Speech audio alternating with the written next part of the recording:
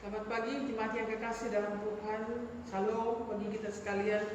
Pagi ini kita bersama-sama kembali beribadah kepada Tuhan, dan kita akan merenungkan sebagian kecil daripada sabda Tuhan.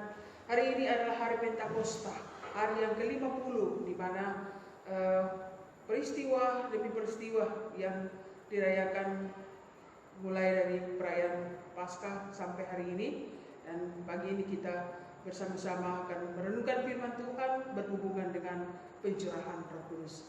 Marilah kita berdoa. Bapa di sorga, pada pagi hari ini kami menaikkan syukur kami kepada Tuhan. Kembali Engkau mempersekutukan kami bersama-sama di tengah-tengah rumah tangga kami. Dalam persekutuan kami menyembah dan mengagungkan Tuhan. Saat ini Bapa, kami siap untuk merenungkan firman-Mu. Ya Roh Kudus, terangilah hati dan pikiran kami dengan Roh-Mu, supaya kami sanggup memahami firman-Mu yang datang di tengah-tengah kami. Dan tuntunlah kami Bapa, supaya kami menjadi alat dalam tangan Tuhan, menjadi pelaku-pelaku firman Tuhan yang hidup di tengah-tengah dunia dan sekitarnya. Kami datang berdoa dan memohon pertolongan-Mu di dalam nama Tuhan Yesus, firman hidup itu. Amin.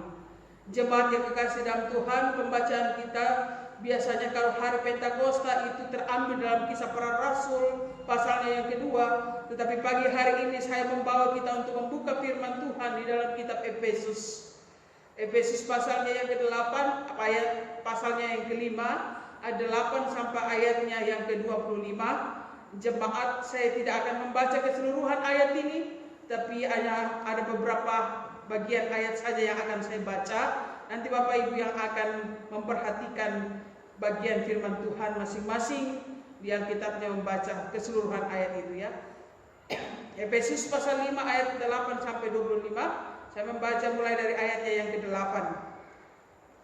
Memang dahulu kamu adalah kegelapan, tetapi sekarang kamu adalah terang di dalam Tuhan.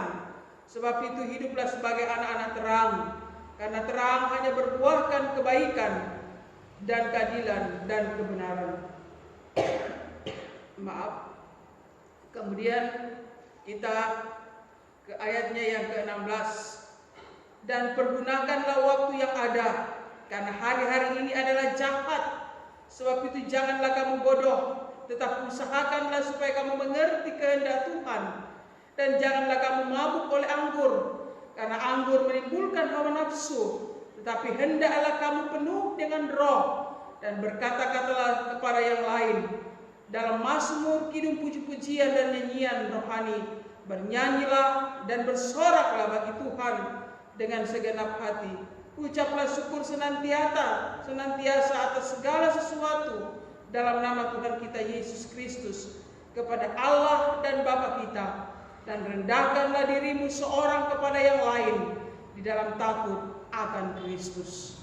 Demikian firman Tuhan. Jemaat yang kasih dalam Tuhan, menjadi pokok tema kita pada pagi hari ini di ayatnya yang ke-18 di situ, penuh dengan Roh Kudus.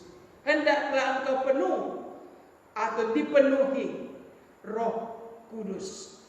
Bapak Ibu, hari ini tadi saya katakan kita merayakan hari Pentakosta. Hari Pentakosta itu sudah ada sebelum Roh Kudus turun atau dicurahkan ya. Jadi bukan karena Roh Kudus turun maka jadilah hari Pentakosta, atau pas hari Pentakosta Roh Kudus turun. Hari Pentakosta ini ya, saat pagi hari ini kita hanya merayakan hari Pentakosta. Roh Kudus itu sudah dicurahkan. Jadi bukan Roh Kudusnya baru dicurahkan hari ini ya. Roh Kudus itu sudah dicurahkan di awal gereja setelah Tuhan Yesus naik ke surga. Jadi Roh Kudus itu diberikan hanya sekali selamanya. Satu kali saja. Jadi tidak ada pencurahan pertama, pencurahan kedua, pencurahan ketiga. Hanya sekali untuk selamanya. Dan untuk sekarang ini, ketika seorang itu percaya kepada Yesus dalam hatinya dan menerima Dia sebagai Tuhan dan Juru Selamatnya, maka Roh Kudus akan ada dan berdiam di dalam hatinya. Bapak Ibu jemaat yang kasih dalam Tuhan, kalau engkau sudah percaya kepada Yesus dan menerima Yesus, maka Roh Kudus ada di dalam dirimu. Saudara-saudara, dengan pencurahan Roh Kudus, kita akan mendapatkan penolong, penghibur sejati bagi kita. Pada Minggu Pentakosta ini, kita akan membahas tema dipenuhi Roh Kudus. Ini adalah salah satu dampak dari karya Roh Kudus di dalam hidup kita. Dipenuhi Roh Kudus. Bagaimana kita bisa menghidupkan potensi-potensi yang ada di dalam diri kita. Jika potensi kita itu disentuh oleh Roh Allah, maka akan muncul suatu kekuatan yang besar untuk kemuliaan bagi nama Tuhan. Bapak Ibu, saya mau bertanya, saya mau menjelaskan sebelum lanjut, apa artinya dipenuhi oleh Roh Kudus? Dipenuhi Roh Kudus. Apakah dipenuhi Roh Kudus itu dengan berbahasa roh, dengan menggelepar-gelepar? Tidak, Bapak Ibu. Dipenuhi Roh Kudus itu artinya adalah suatu kondisi di mana hati, pikiran, perasaan, perilaku seseorang itu dikuasai oleh Roh Kudus, sehingga pada akhirnya orang itu atau kita melakukan apa yang dikehendaki oleh Tuhan. Jemaat yang kekasih dalam Tuhan, apakah tandanya orang yang dipenuhi oleh Roh Kudus itu? Apa tanda-tandanya, Bapak Ibu? Ada yang bilang bahwa orang yang dipenuhi Roh Kudus itu harus bisa bahasa roh. Kalau dia sudah bisa bahasa roh, berarti dia dipenuhi Roh Kudus. Kalau dia belum bisa berbahasa roh, berarti dia belum ada Roh Kudus di dalam diri, atau belum dipenuhi oleh Roh Kudus. Kalau dia belum bisa bahasa roh, Roh Kudus belum ada di dalam dirinya. Banyak gereja-gereja yang pakai bahasa roh, tapi kadang-kadang bahasa roh itu bahasa roh yang aneh-aneh, yang dibuat-buat oleh manusia sendiri. Bapak Ibu, ingat bahwa tidak semua orang yang dipenuhi roh itu akan berbahasa roh. Ya, tidak semua orang yang dipenuhi roh itu harus berbahasa roh. Kalau kita membaca Kisah Para Rasul pasal 4 ayat 31, orang yang dipenuhi Roh Kudus, orang itu akan menjadi berani. Berani apa? Berani memberitakan firman Tuhan. Kalau orang dipenuhi Roh Kudus baru tidak mikirin apa-apa, itu menjadi tanda tanya, Bapak Ibu Saudara. Biasanya orang yang dipenuhi oleh Roh Kudus itu akan menjadi berani melakukan firman Allah, berani memberitakan firman Tuhan. Ada pandangan dari gereja lain bahwa kalau saudara tidak bisa berbahasa roh, berarti saudara belum dipenuhi roh. Saudara itu Kristen kelas 2. Dan ini salah, Bapak Ibu jemaat Tuhan. Bahasa roh itu hanya salah satu tanda orang yang dipenuhi. Tapi tidak semua begitu. Ada orang dipenuhi Roh Kudus, dia bisa memberitakan firman Tuhan. Ada orang dipenuhi Roh Kudus, dia bisa bernubuat dan lain-lain. Itu berbeda-beda. Tanda yang praktis itulah yang ada di dalam firman Tuhan yang kita renungkan pada pagi hari ini, yang kita baca dalam Efesus pasal 5 ayat 8 sampai 25 tentang bagaimana dipenuhi Roh Kudus. Ayat 18, 21, 22 firman Tuhan merinci di situ secara praktis bagaimana dipenuhi oleh Roh Kudus. Ini berarti bahwa orang yang dipenuhi Roh Kudus di ayat 18 itu ada ciri-cirinya. Bagaimanakah ciri-ciri orang yang dipenuhi oleh Roh Kudus itu? Jemaat yang dikasih dalam Tuhan. Yang pertama, ayat 18 sampai ayatnya yang ke-19 yang kita baca. Orang yang dipenuhi Roh Kudus akan senantiasa senang memuji Tuhan dalam hidupnya. Dia senang memuji Tuhan. Jadi memuji Tuhan itu bukan nanti hari Minggu baru dia puji Tuhan. Bagaimana hari Senin sampai hari Sabtu? Nah, Bapak Ibu, apakah saudara suka? Apakah saudara senang memuji Tuhan? Kalau saudara dipenuhi Roh Kudus, saudara akan penuh dengan pujian. Bukan hanya nanti di gereja baru memuji Tuhan. Jadi biasanya mama-mama itu, ya biasanya kalau bangun pagi ya, biasanya mereka berurusan dengan makanan di dapur dan sebagainya. Tetapi ketika mama-mama itu berurusan dengan dapur, dengan makanan, saya pernah mengalami ini, sering mengalami ini. Kadang-kadang hati kita ini terangkat kepada Tuhan, dan kita sambil memuji Tuhan ketika kita melakukan sesuatu. Itulah dipenuhi. Satu contoh kecil, berarti saat itu kita dipenuhi Roh Kudus. Jemaat kasih dalam Tuhan, ada satu cerita. Ya, saya pernah bangun pagi sekitar jam 5.30. Ya, ketika itu kami mengangkat satu pujian, satu lagu, kami memuji kebesaran-Mu, ajaib Tuhan, ajaib Tuhan. Apa yang terjadi? Kami terganggu dengan tetangga sebelah. Karena pagi-pagi juga dia bangun dan dia juga ikut bernyanyi. Tapi lagu yang dia nyanyikan itu, ya bunyinya, syairnya, nyanyian itu dia katakan, ingin ku bunuh pacarmu. Bapak Ibu saudara-saudara, kami kepingin memuji Tuhan pagi-pagi, tetapi tetangga ini pagi-pagi pingin bunuh pacarnya. Itu lagunya. Itu berarti Roh Kudus tidak ada. Dia tidak dipenuhi, maksud saya, dia tidak dipenuhi oleh Roh Kudus. Masa pagi-pagi lagunya ingin membunuh pacarnya? Ya, bukan saya tidak suka lagu-lagu sekuler, Bapak Ibu saudara. Menyanyi lagu bebas itu juga tidak mengapa.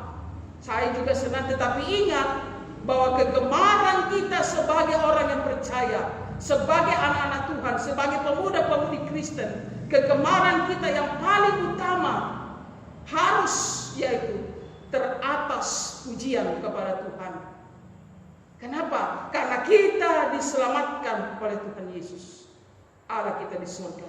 Maka yang utama adalah segenap hati kita memuji Tuhan. Bukan bangun tidur pagi-pagi langsung lagu cinta, lagu putus asa. Tapi bangun pagi, kemuliaan hanya bagi nama Tuhan. Itu yang harus diutamakan, yang paling utama dan yang paling tertinggi. Hal yang kedua, Bapak Ibu saudara-saudara, ciri orang yang dipenuhi oleh Roh Kudus, ayat 18 sampai 20. Orang yang dipenuhi Roh Kudus selalu mengucap syukur apapun yang dia alami. Kalimat di dalam ayat firman Tuhan ini, kata senantiasa. Senantiasa berarti itu mengacu kepada waktu. Baik waktu pagi, waktu siang, waktu sore, waktu malam, ucap syukur, kata firman Tuhan, atas segala sesuatu. Ya, atas segala sesuatu. Berarti bukan hanya yang baik, tetapi yang buruk pun kita mengucap syukur. Sehat kita bersyukur, sakit kita tetap bersyukur, untung kita bersyukur, malang kita bersyukur, musibah boleh datang, virus corona berupaya menyerang kita, tetapi orang yang dipenuhi Roh Kudus tetap selalu mengucap syukur, tetap selalu bersyukur kepada Tuhan atas apapun yang kita alami, kita jalani dalam hidup kita hari ini. Itu yang kedua. Orang yang selalu dipenuhi, ciri orang yang dipenuhi Roh Kudus, dia selalu mengucap syukur. Dia tidak pernah bersungut-sungut apapun diperhadapkan bagi kehidupannya. Yang ketiga, ciri orang yang dipenuhi Roh Kudus. Ya.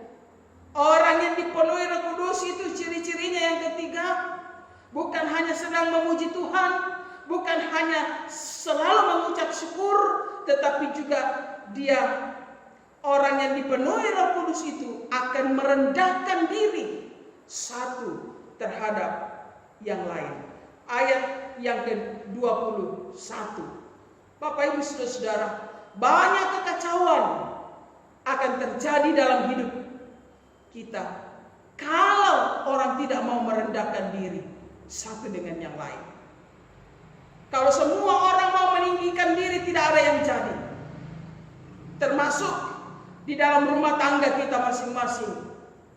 Kalau suami istri kacau, tiap hari selalu bertengkar melulu, ya tidak karu-karuan.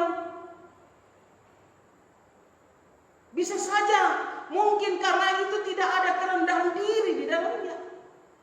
Orang tua dan anak berkelahi habis-habisan karena tidak ada ketundukan diri. Bapak Ibu jemaat, coba baca ayat 22. Kalau di situ firman Tuhan katakan, hai istri, tunduklah kepada suamimu seperti kepada Tuhan. Ya, hai istri. Ya, kalau istri dipenuhi Roh Kudus, dia pasti menundukkan diri di bawah suami. Adakah istri-istri yang tidak mau diarahkan sama suaminya hari ini? Adakah istri-istri yang tidak mau diatur dengan suaminya hari ini? Kalau semua istri mau tunduk, maka tidak ada suami yang akan menjadi anggota istri. Apa itu anggota istri? Ikatan suami takut istri. Dan seorang suami, pada ayat selanjutnya, ayat 25. Seorang suami yang dipenuhi Roh Kudus, dia akan mengasihi istrinya. Hai suami, kasihilah istrimu sebagaimana Kristus telah mengasihi jemaat dan telah menyerahkan dirinya baginya. Ini untuk suami-suami, ya. Ini tandanya suami yang dipenuhi dengan Roh Kudus. Suami itu tidak akan pernah menghina istrinya. Bapak Ibu Saudara, suami yang dipenuhi Roh Kudus, dia tidak akan pernah menghina istrinya. Ada suami yang selalu kasih pujian istrinya. Ya, kalau istrinya itu salah, ya dia bilang sama istrinya, oh mama ini cantik, cantik-cantik tapi bodoh. Dan ini selalu diucapkan, bodoh, bodoh. Saudara, kalau suami dipenuhi Roh Kudus, dia tidak akan ada suami yang menghina istrinya. Seperti itulah kalau suami istri penuh dengan Roh. Saudara-saudara, inilah tanda ciri seorang dipenuhi Roh Kudus. Dipenuhi atau dikuasai dan dipimpin oleh Roh Kudus. Itu adalah keinginan dan perintah Allah, bukan saya. Keinginan dan perintahnya Allah. Di dalam ayat 18 bacaan kita. Kemudian Galatia 5 ayat 16. Karena itu ini adalah perintah Allah bagi setiap orang percaya, maka pastilah kita bisa penuh dan dikuasai, dipimpin Roh Kudus dalam kehidupan keseharian kita. Jika seorang yang percaya tidak dipimpin dan tidak dikuasai Roh Kudus, berarti ia sudah tidak dipenuhi oleh Roh Kudus. Jadi dipenuhi oleh Roh Kudus seharusnya menjadi pengalaman kita sehari-hari dan selamanya. Baik itu di dalam rumah tangga, baik itu dalam pekerjaan, di mana saja di dalam pelayanan kita kepada Tuhan, penuh dengan Roh Kudus. Bukan saja pengalaman di gereja, tetapi di dalam kehidupan keseharian kita. Dan terakhir Bapak Ibu Saudara, apakah akibat dipenuhi dan dipimpin oleh Roh Kudus itu? Apa akibatnya? Yang pertama, Roh Kudus membuat kita mengalami damai sejahtera. Tuhan dalam hidup ini. Sekalipun mungkin kita sedang menghadapi pergumulan, permasalahan, tapi Roh Kudus sanggup membuat kita menikmati damai sejahtera. Orang yang dipenuhi, dikuasai, dan dipimpin oleh Roh Kudus itu akan membuat kita hidup dan menikmati janji Tuhan sebagai anak-anak Tuhan. Akibat orang yang dipenuhi dan dikuasai, dipimpin oleh Roh Kudus, kuasa Roh Kudus itu akan memberikan keberanian kepada kita untuk menjadi saksi bagi Kristus. Itulah yang terjadi di hari Pentakosta yang kita rayakan hari ini.